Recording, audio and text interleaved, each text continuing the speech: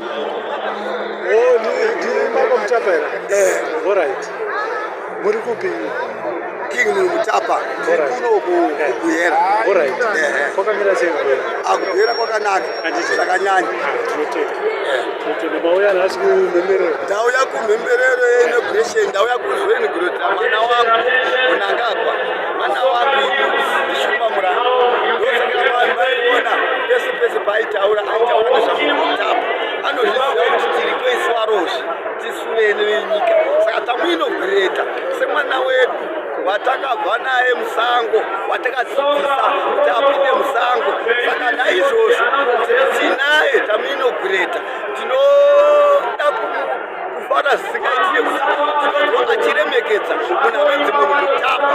Anobva aziva kuti munhu Mutapa ndiye mwene wenyika, ndogombwe guru remuAfrica.